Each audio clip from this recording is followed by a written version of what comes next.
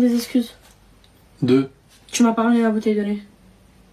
Il y a du lait là-bas là. Ouais, mais j'attends des excuses parce que tu m'as vraiment pris pour ta servante tout à l'heure. Mais personne t'a dit de faire à manger déjà de 1. Arrête de faire ça à la table, frérot. D'ailleurs, regarde la tâche que t'as fait là, regarde. Regarde, bravo, félicitations. Ah, arrête de faire ça.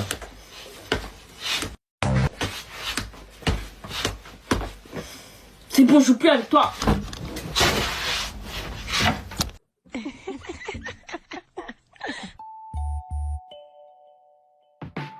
Black curvy style, black curvy style, black curvy style, black curvy style.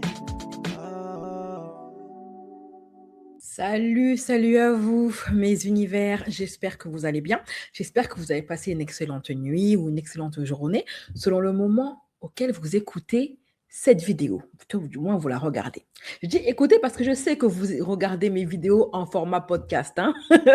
Que je me casse la tête à faire des montages très souvent pour rien du tout. Bref, en tout cas je vous adore. Aujourd'hui on va parler d'une influenceuse très mignonne, très adorable et très attachante, à qui il arrive une mésaventure qui est pour moi un cas d'école. Elle vient de demander le divorce.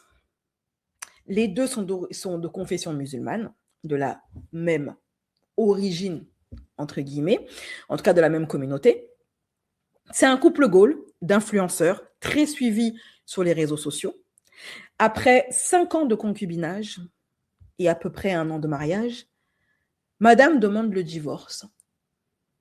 Sauf que si une séparation est tout ce qu'il y a de plus banal, là où cette rupture devient extrêmement intéressante pour nous autres et nous servira de leçon, c'est que la jeune demoiselle n'a même pas encore 25 ans, que suite à cette séparation, elle se retrouve totalement à la rue, SDF, sans argent, incapable de faire quoi que ce soit de sa vie.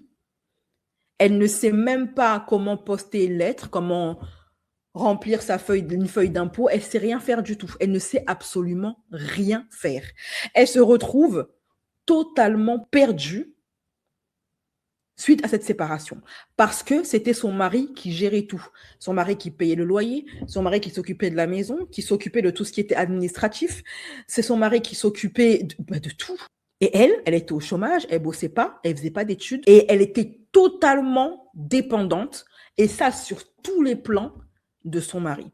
Et aujourd'hui, elle regrette amèrement, mais amèrement, elle s'en veut d'être entrée dans ce schéma de tradwife, d'une femme au foyer qui se laisse dominer économiquement, matériellement, administrativement, intellectuellement par son époux.